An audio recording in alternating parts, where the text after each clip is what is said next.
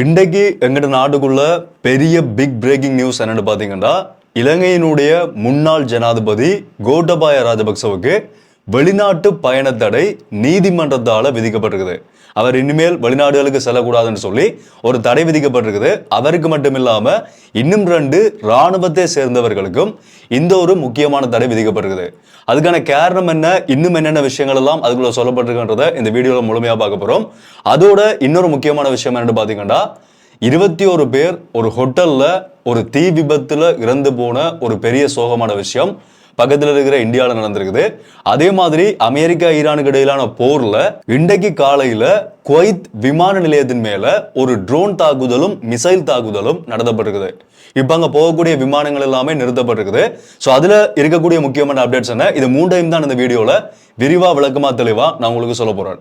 என்னென்னதோ வேண்டா முதல்ல இருந்தே தெளிவா பார்க்கலாம். அனைவருக்கும் வணக்கம், நான் உங்கள் BK கரிகாலன். அதனிடத்தை பார்க்கறதுக்கு முதல் இலங்கைக்குள்ள உலகத்தில் நடக்கக்கூடிய முக்கியமான விஷயங்களை ஒரே வீடியோல தெளிவா தெரிஞ்சுக்கணும்னு வச்சுக்கன்னு சொன்னா இப்பவே சப்ஸ்கிரைப் பண்ணி அந்த பெல் ஐக்கனை கிளிக் பண்ண ஆல் ஆப்ஷன் வச்சுக்கோங்க. அப்போ நான் அப்லோட் பண்ண வீடியோஸ் எல்லாமே தொடர்ச்சி உங்களுக்கு உடனே நோட்டிபிகேஷன்ஸா வரும். அண்ட் வீடியோவை மறக்காம லைக் பண்ணுங்க. ஓகே, ஜூன் மாதம் 3ஆம் தேதி இன்றைய நாள்ல இலங்கையினுடைய கொழும்பு கோட்டை நீதவான் நீதிமன்றத்தால ஒரு முக்கியமான பயண தடை விதிக்கப்பட்டிருக்குது இலங்கையினுடைய முன்னாள் ஜனாதிபதி கோட்டபாய ராஜபக்சவுக்கு. எதுக்காக இந்த பயணத்தடை விதிக்கப்பட்டிருக்குன்னு பாத்தீங்கன்னா 2019ஆம் ஆண்டு ஈஸ்டர் குண்டு தாக்குதல் இருக்குதானே, அந்த குண்டு தாக்குதலினுடைய சந்தேக நபர்களுக்குள்ள கோட்டபாய ராஜபக்சவினுடைய பெயரும் உள்ளடங்குறதால அவர் மேல மேற்கொள்ளப்பட போற விசாரணைகளுக்காக அவர் வெளிநாடு போயிடக்கூடாதுன்றதுக்காக தான் இந்த ஒரு பயணத்தடைய இலங்கையினுடைய குற்ற புலனாய்வு பிரிவினருடைய வேண்டுகோளுக்கு அமைய CID-னருடைய வேண்டுகோளுக்கு அமைய கொழும்பு கோட்டை நீதவான் நீதிமன்றம் இன்றைய நாள்ல இந்த ஒரு அதிரடியான தடைய இன்றைய நாள்ல விதிச்சிருக்கிறார்கள். இது ஒரு முக்கியமா பெரிய ஒரு விஷயமா பார்க்கப்படுற ஒரு விடயம். ஏனென்றா ஏற்கனவே எல்லாருக்குமே தெரியும் 2019ஆம் ஆண்டு ஈஸ்டர் குண்டு தாக்குதல் நடந்ததுக்கான முக்கியமான காரணமா சொல்லப்படக்கூடியவர்கள் இந்த கடந்த கால ஆட்சியாளர்களா இருந்த ராஜபக்ச குடும்பத்தை சேர்ந்தவர்கள்ன்றது சொல்லப்படுது. அது இன்னுமே உறுதிப்படுத்தப்படல. ஆனா இவர்கள் தான் ஏனென்றா அந்த காலகட்டத்தில் இருந்த ஆட்சியை கவிழ்த்துட்டு திரும்ப தாங்கள் ஆட்சிக்கு வாரத்துக்காக இந்த மாதிரியான ஒரு தாக்குதலை நடத்தி இலங்கையினுடைய தேசிய பாதுகாப்பை சரியா கடைபிடிக்க தவறிட்டார்கள். அப்ப இருந்த ஆட்சியாளர்கள் என்ற ஒரு பேரை உருவாக்கி தாங்கள் ஆட்சிக்கு வர்றதுக்காக தான் இப்படிப்பட்ட ஒரு நாடகத்தை நடத்தினார்கள் என்றது எல்லாருமே பரவலா பேசப்படக்கூடிய ஒரு முக்கியமான விடயம். அதன் ஆதாரமா தான் பிள்ளையான் கைது செய்யப்பட்டு இப்ப விசாரணைகள் வைக்கப்பட்டிருக்கிறது. இன்னும் முக்கியமான நபர்கள் இலங்கையினுடைய புலனாய்வு பிரிவினுடைய முன்னாள் தலைவராக இருந்த சுரேஷ் சாலை, அவர் மேல மேற்கொள்ளப்படக்கூடிய விசாரணைகள், இது எல்லாமே இந்த ராஜபக்ச குடும்பத்தோட இவர்களினுடைய ஆட்சியை கொண்டு வரதுக்காக நடந்த ஒரு தாக்குதலா தான் இந்த தாக்குதல் முழுமையா வெளிக்காட்டுறத எங்களால பார்க்கக்கூடியமா இருக்குது. சோ அந்த அடிப்படையில கோட்டபாய ராஜபக்ச ஒருவேளை வெளிநாட்டுக்கு தப்பி ஓடி போயிட்டா இந்த விசாரணை கடுமையாகிரும்ன்ற காரணத்தினாலதான் இந்த வெளிநாட்டு பயண தடையை விதிக்க கோரி CID-னருடைய வேண்டுகோளுக்கு அமைய இந்த ஒரு நீதிமன்ற உத்தரவு பிறப்பிக்கப்பட்டிருக்குதா இப்ப இன்றைய நாள்ல செய்தி வெளியாகி இருக்குது. யார் யாருக்குன்னு பாத்தீங்கன்னா இது யாரால விதிக்கப்பட்டிருக்குன்னு சொன்னா கொழும்பு கோட்டை நீதவான் நீதிமன்றத்தினுடைய நீதிபதி பசன் அமரசேகர அவர்களால இந்த தடை விதிக்கப்பட்டிருக்குது. ஒன்று இலங்கையினுடைய முன்னாள் ஜனாதிபதி கோட்டபாய ராஜபக்சவுக்கும் அவரோடு சேர்த்து இன்னும் 2 ஆர்மி கேர்னல்ஸ், ஒன்று முகமது அன்சர் என்ற ஒருத்தருக்கும் பிரேமானந்த உடகலகம என்ற இன்னொரு ஆர்மி கேர்னலுக்கும் இந்த பயண தடை விதிக்கப்பட்டிருக்குது. இவர்கள் இதோட சம்பந்தப்பட்டவர்கள் சொல்லி இந்த பயண தடை விதிக்கப்பட்டிருக்குது. நான் ஏற்கனவே சொன்ன மாதிரி இலங்கை புலனாய்வு பிரிவினுடைய முன்னாள் தலைவர் சுரேஷ் சாலையிட்ட ஏற்கனவே விசாரணைகள் இப்ப வரைக்கும் மேற்கொள்ளப்பட்டு வருது. இந்த வருஷத்தோட மொத்தம் 7 வருடங்கள், இந்த 2019ஆம் ஆண்டு ஈஸ்டர் குண்டு தாக்குதல் நடந்து 7 வருடங்கள் கடந்திருக்குது. இன்றைக்கு வரைக்கும் ஒரு முடிவில்லாத இதுதான் நடந்தது, இவர்கள்லாம் இந்த தாக்குதலை மேற்கொண்டார்கள், இவர்கள்லாம் முக்கியமான காரணம் சொல்லி ஒரு முடிவான காரணம் சொல்லப்படாம தான் இந்த வழக்கு இன்றைக்கு வரைக்குமே போய்கொண்டிருக்கிறத எங்களால பார்க்கக்கூடியமா இருக்குது. இதுல ஒரு முக்கியமான விடயத்தை நான் சொல்லிக் கொள்றேன். என்னன்னு சொன்னா இந்த 2022ஆம் ஆண்டு போராட்டம் இலங்கைக்குள்ள நடந்தது தானே, அந்த போராட்டத்துல ஒரு இலங்கையினுடைய பாராளுமன்றத்தை சேர்ந்த ஒரு உறுப்பினர், ஒரு MP ஒருத்தர் அடித்து கொலை செய்ததா சொல்லி அவரை கொலை செய்த வழக்கில் சம்பந்தப்பட்ட 11 நபர்களுக்கு தூக்கு தண்டனை விதிக்கப்பட்டு கடந்த நாட்கள்ல வந்து ஒரு தீர்ப்பு வந்து வழங்கப்பட்டிருந்தது. அது உடனடியாக விசாரிக்கப்பட்டு அதுக்கான எல்லா விசாரணைகளுமே முடிஞ்சுதான் அந்த மரண தண்டனை அவர்களுக்கு விதிக்கப்பட்டிருந்தது. தூக்கு தண்டனையோ மரண தண்டனை ஏதோ ஒரு தண்டனை வந்து விதிக்கப்பட்டிருந்தது. ஸோ அந்த வழக்கு வந்து வேகமா விசாரிச்சு கொண்டு போய் அவர்களுக்கான தண்டனை வழங்கப்பட்ட மாதிரி இந்த வழக்கும் முடிவுக்கு கொண்டு வரப்பட்டா அதுல இறந்து போன அந்த 200க்கும் மேற்பட்ட அவர்களுடைய இறப்புக்கான ஒரு நீதியை வழங்குறதா அந்த தீர்ப்பு இருக்கும். ஆனா கட்டாயமா அவ்வளவு இலகுவான விசாரணையில இதை கண்டுபிடிச்சு முழுமையா தீர்க்க முடியாதா எனக்கும் விளங்குது. ஆனா வேகமா இந்த அளிக்கப்பட்ட ஆவணங்கள் எல்லாமே யாரால் அளிக்கப்பட்டது, யார் அதை கொண்டு போய் அளித்தார்கள், யார் யார் சம்பந்தப்பட்டவர்கள், இவர்கள் மேல உடனடியாக விசாரணைகள் மேற்கொள்ளப்பட்டு முடிஞ்ச வரைக்கும் இந்த புதிய அரசாங்கத்தினுடைய ஒரு வாக்குறுதியாவே இது அமைஞ்சிருந்தது. இவர்கள் ஆட்சிக்கு வரதுக்கு முதல் நாங்க இந்த ஈஸ்டர் குண்டு தாக்குதலினுடைய முக்கியமான சூத்திரதாரிகளை கண்டுபிடிச்சு அவர்களுக்கான தண்டனையை பெற்றுக் கொடுப்போம் என்று சொல்லித்தான் இவர்கள் ஆட்சிக்கு வந்திருந்தார்கள். ஸோ அதே மாதிரி கொடுத்த அந்த வாக்குறுதியை நிறைவேற்ற மாதிரி இந்த அரசாங்கம் செயல்பட்டு விரைவாகவே அவர்களுக்கான தண்டனை வழங்கப்பட்டாதான் அதுக்கான ஒரு நீதி பெற்றுக் கொடுக்கப்படும்.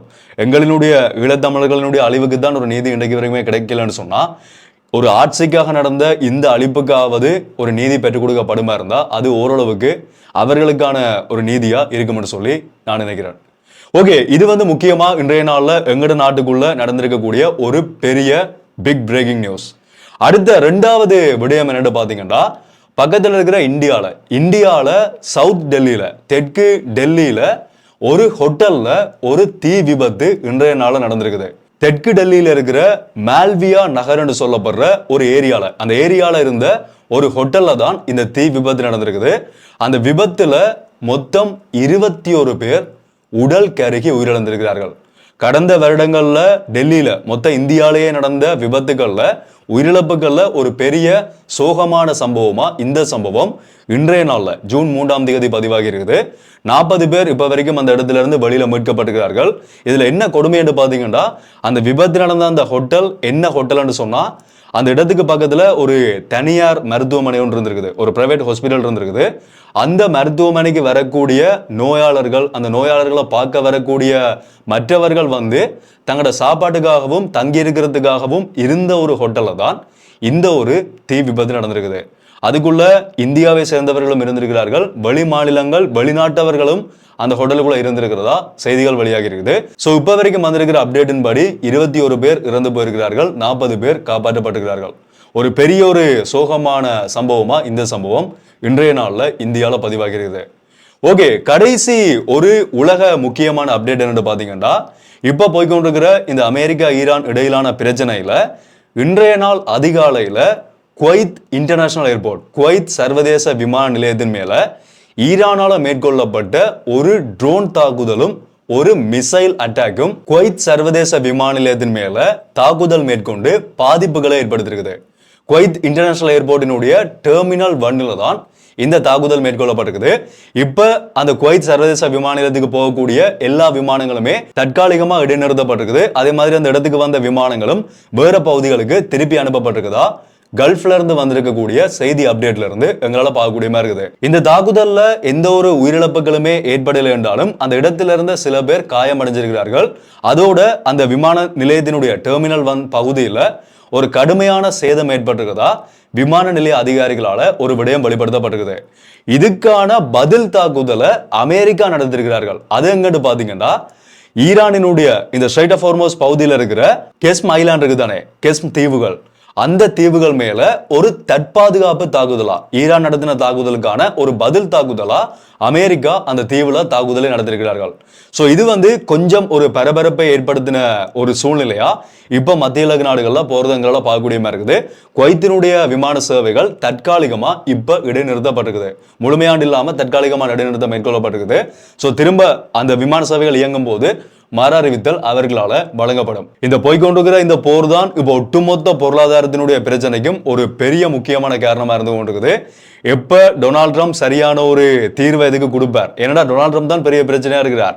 அவர் கொடுத்திருக்கிற ஒருக்கா நீங்க ஒப்பந்தத்துக்கு வாங்கன்னு சொல்லி கூப்பிடுறதும், ஒரு கடுமையான ஒப்பந்தங்களை முன்வைக்கிறதும், கடுமையான சில நிபந்தனைகளை முன்வைக்கிறதும் தான் இந்த போர் முடியாம போறதுக்கான ஒரு பிரதானமான காரணமா இருக்குன்றது எல்லாருக்குமே தெரிஞ்சிருக்கும். டொனால்ட் ட்ரம்ப் இப்ப சரியான ஒரு ஒப்பந்தத்தை முன்வச்சு இந்த போரை முடிவுக்கு கொண்டு வரணும்னு சொல்லி அமெரிக்கா நினைக்குதோ அப்பதான் இந்த போர் முடிவுக்கு கொண்டு வரப்படும் என்ற ஒரு கட்டத்துல இப்ப இந்த போர் போய்கொண்டிருக்குது. பொறுத்திருந்து பார்க்கலாம் என்ன நடக்குதுன்றத. ஸோ இவ்வளவு விடங்களையும் தான் இந்த வீடியோவில் உங்களுக்கு நான் ஷேர் பண்ணி கொண்டு வச்சிருந்தேன். இதை பற்றி உங்களுடைய கருத்துக்களை நீங்கள் தாராளமாக கமெண்ட்ல சொல்லிடலாம். தொடர்ச்சியாக வரக்கூடிய இலங்கையில் உலகத்தில் நடக்கக்கூடிய முக்கியமான விஷயங்களை ஒரே வீடியோவில் தெளிவாக தெரிஞ்சுக்கணும்னு வச்சுக்கணும்னு சொன்னால் சப்ஸ்கிரைப் பண்ணிருப்பீங்க. அப்படி பண்ணலன்னு சொன்னால் போய் சப்ஸ்கிரைப் பண்ணி அந்த பெல் ஐக்கனை கிளிக் பண்ண ஆல் ஆப்ஷன் வச்சுக்கோங்க. அப்போ நான் அப்லோட் பண்ண வீடியோஸ் எல்லாமே தொடர்ச்சி உங்களுக்கு கொடுங்க, நோட்டிஃபிகேஷன்ஸாக வரும். ஸோ மீண்டும் ஒரு வீடியோவில் சந்திப்போம். நன்றி.